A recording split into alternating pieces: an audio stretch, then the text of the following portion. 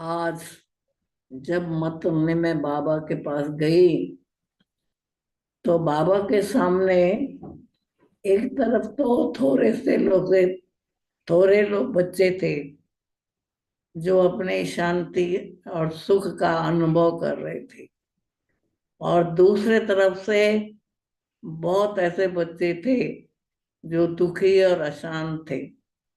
तो बाबा ने कहा, ब्राह्मणों का छोटा सा संसार है। छोटे से संसार को बाबा देख के बहुत खुश हो रहे थे कि वहां मेरे बच्चे, ब्राह्मण बच्चे, जो सदा सुख शांति में रहते हैं। फिर बाबा को भोग स्वीकार कराया, सबका याद प्यार दिया। जिन्होंने विशेष भोग लगाया था उनका विशेष याद प्यार दिया। बाबा ने भी रिटर्न में याद प्यार दिया। उसके बाद बाबा ने कहा कि बच्चे जो हैं अपने इस जीवन में, ब्राह्मण जीवन में, तुम बच्चों को किसी भी प्रकार का आकर्षण नहीं रहना चाहिए या इच्छा नहीं होनी चाहिए। बाबा ने कहा कि अभी भी ब्राह्मणों में बहुत सारी इच्छाएं हैं। तो बाबा ने कहा, जो बच्चे पवित्रता और स्वच्छता में रहते हैं उनमें कोई भी इच्छा नहीं रहती है।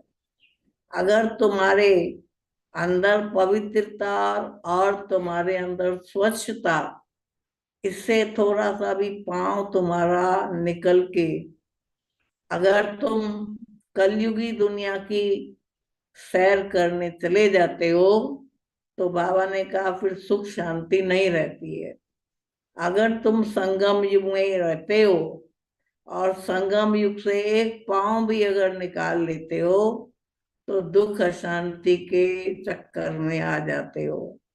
फिर बाबा ने कहा कि तुम बच्चों को, ब्राह्मण बच्चों को, अभी तक भी कई प्रकार की इच्छाएं हैं। उन इच्छाओं के कारण तुम कभी कभी दुखी हो जाते हो, कभी अशांत हो जाते हो। जिसमें बाबा ने सुनाया कौन सी इच्छाएं हैं। एक तो इच्छा है, बाबा ने कहा, किसी वस्तु की इच्छा है। दूसरी इच्छा है किसी व्यक्ति की। किसी न किसी व्यक्ति के अंदर तुम्हारा आकर्षण है। बाबा ने कहा आकर्षण का मतलब लगाव है। और तीसरी इच्छा क्या है? देह और देह संबंधियों में। और चौथी इच्छा क्या है? जो तुम सेवा करते हो उस सेवा में भी तुम्हारी भावना रहती है कि हमारा नाम होना चाहिए, हमारा शान होना चाहिए। तो कहा अगर ये इच्छाएं हैं तो कभी भी सुख शांति वाली जीवन नहीं रह सकती है। तुमको तो ब्राह्मण जीवन में इच्छा मात्रम अविद्या बनना है। तुम्हारा ये लक्ष्य है कि हमको कोई भी इच्छा नहीं रखनी है।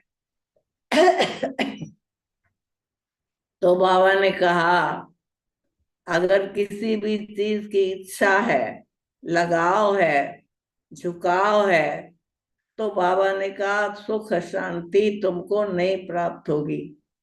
फिर बाबा ने कहा कि कई बच्चे कहते हैं बाबा इच्छा तो नहीं है परंतु अच्छा लगता है, बदल जाते हैं। हमको इच्छा तो बाबा नहीं है लेकिन अच्छा लगता है। क्या अच्छा लगता है? किसी की पालना अच्छी लगती है, किसी का हमको स्वभाव अच्छा लगता है, किसी के गुण अच्छे लगते हैं। तो बाबा ने कहा किसी न किसी चीज से जब तुम प्रभावित हो जाते हैं और उस लगाव में आ जाते हो तो बाबा ने कहा दुख शांति आ जाती है। इसीलिए ब्राह्मण जीवन की का लक्ष्य है इच्छा मात्रम अविद्या बनना। जो ब्राह्मण किसी भी चीज की इच्छा रखेगा तो सुख शांति का अनुभव नहीं कर सकते हैं। किसी भी चीज की इच्छा रखते हैं, कहते हैं ये चीज मिल जाए, ये फलाना। बाबा ने कहा अगर किसी की कोई चीज तुम्हारी उसके ऊपर प्रभाव डालती है, उसमें तुम फंस जाते हो, तो बाबा ने कहा सुख शांति की प्राप्ति नहीं होती है। लेकिन जब उसमें फंस जाते हो तो तुमको दुख अशांति होती है, फिर चिल्लाना शुरू करते हो, बाबा मेरे को शांति दो, हमको सुख दो। तो बाबा ने कहा मैं तो तुम सबको सुख शांति देता हूँ, मैं तो सुख देवा हूँ, मैं तो कभी दुख नहीं देता हूँ। लेकिन तुम कोई ना कोई इच्छा के वशीभूत हो जाते हो।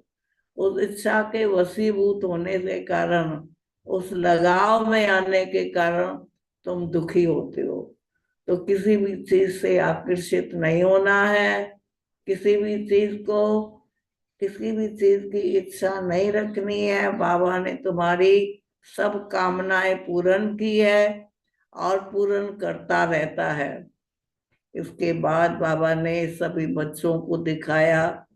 सभी बच्चे बाबा की याद में बैठे थे और नंबरवार पुरुषार्थ अनुसार थे, तो नंबरवार बाबा ने सबको याद प्यार भी दिया। तो बाबा ने कहा सदा बाबा की याद में नंबर वन बनना है, नंबर वार नहीं बनना है।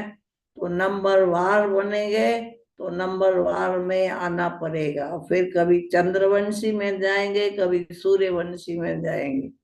लेकिन अगर तुम चाहते हैं कि नंबर वन में जाए तो सूर्यवंशी घराने में ही जाएंगे। इसलिए अपने पुरुषार्थ को, बाबा ने कहा कि किसी चीज में भी लगाव झुकाव नहीं होना चाहिए। फिर बाबा ने सबको याद प्यार दिया और छुट्टी दी।